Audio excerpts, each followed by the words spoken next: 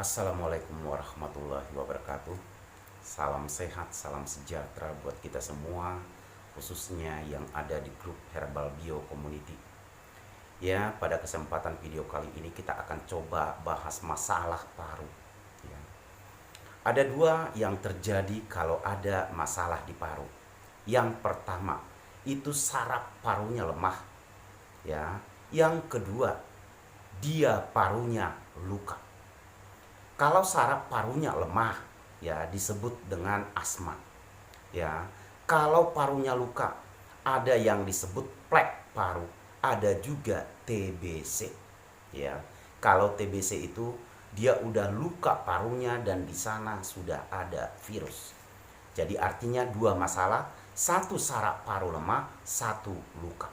Ya, dua masalah ini, baik saraf paru lemah maupun luka parunya, dia akan mengeluarkan cairan terus-menerus. Cairan ini akan bertambah banyak, dan lama-kelamaan cairan ini mengental dan berbentuk gel. Ya, itulah kenapa yang ada masalah dia entah itu saraf parunya atau asma, entah dia luka di paru. Biasanya dia akan batuk terus menerus, pengen sebenarnya mengeluarkan cairan, pengen mengeluarkan dahaknya, tapi dia udah berbentuk gel. Maka sekalipun dia batuk terus menerus, dia tidak mengeluarkan dahak. Kalaupun ada dahak, dia cuman sedikit. Ya. Maka kalau mau dikuatkan saraf parunya, kalau mau dikeringkan luka parunya, maka cairan yang berlebih, yang berbentuk gel yang ada di paru harus keluar. Ya, maka yang dibutuhkan di sini dari produk PLM Jaya adalah My Cypress, PLM Cypress yang tetes. Ya, kapsul tidak dibutuhkan di awal. Ya, kalau nanti batuknya udah reda, ya, baru nanti dikasih kapsul untuk menguatkan saraf paru. Untuk di awal-awal yang dibutuhkan, keluarkan dan encerkan cairan yang ada di paru. Ya, PLM Cypress yang tetes, dia berfungsi sampai memecah batu ginjal, memecah batu empedu dan pembunuh virus. Ya, maka inilah yang dibutuhkan untuk yang bermasalah di paru. Ya, kalau batu ginjal, batu empedu bisa dipecah, maka logika medisnya, kalau terbentuk cairan di paru, dia berbentuk gel, maka saya pastikan berarti dia tidak sekeras batu. Ya, logika medisnya, kalau batu ginjal, batu empedu bisa dipecah, berarti itu juga bisa diencerkan. Maka reaksi yang pertama, ya, untuk pasien bisa sembuh, maka cairan itu harus dinormalkan. Berarti pasien akan lebih sering batuk, tapi akan lebih banyak mengeluarkan dahak. Ya, semakin nanti keluar dahaknya, maka napasnya juga akan semakin lega, maka akan semakin plong. Ya, kalau itu tidak keluar, ya, maka biasanya pasien mau sampai berkeringat dingin, sering demam. Ya, karena apa? Dia di sana ada cairan dan ada luka. Ya, pasien-pasien yang punya keluhan di paru, saya pastikan pasti sering berkeringat dingin, pasti sering demam. Ya, maka nanti ingat, reaksi yang pertama akan menimbulkan batuk menjadi lebih sering, tapi dahak akan lebih banyak keluar. Saat nanti dahaknya, cairannya udah normal, disitulah nanti saat pengeringan luka.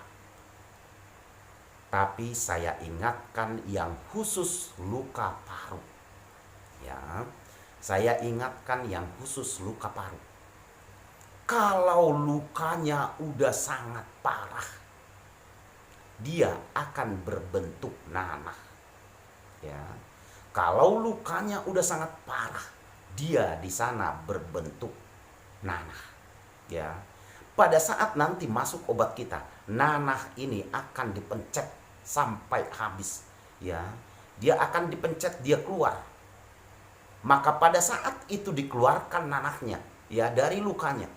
Dan saat kita batuk terus menerus, maka paru bergetar, ya.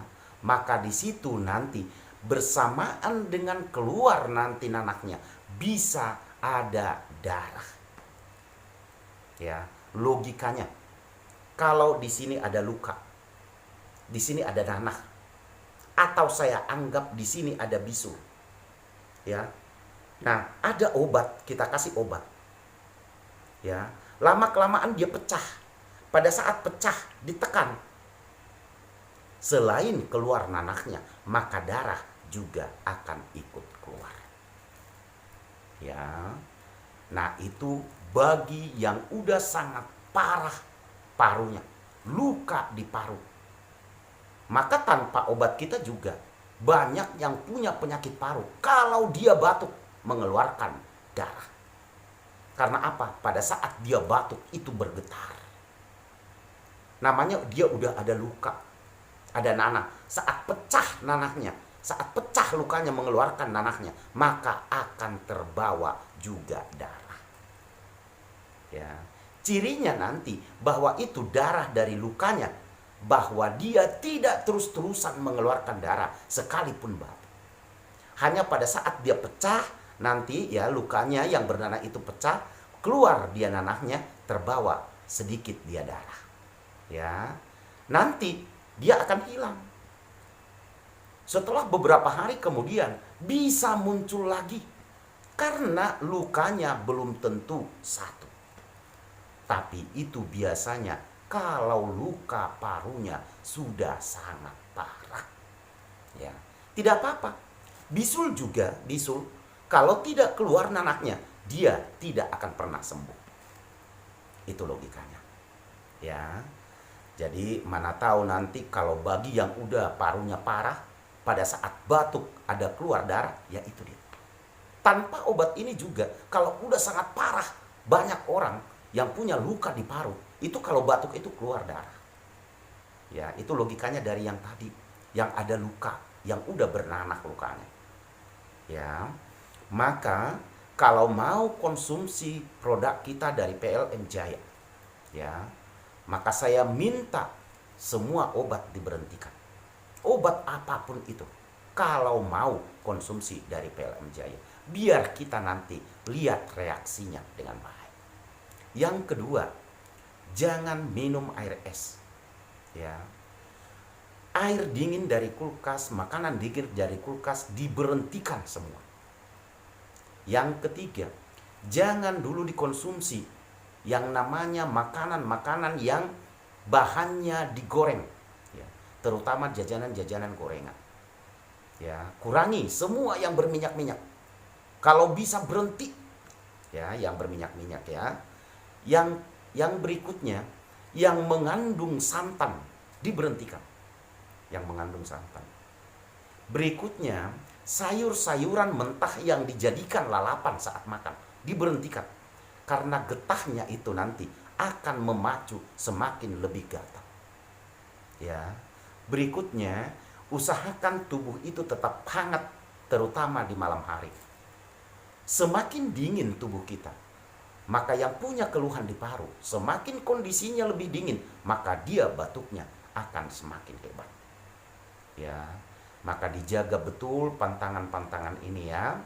Terus ayam negeri jangan dulu dikonsumsi, ya. Ayam negeri jangan dulu dikonsumsi, ya.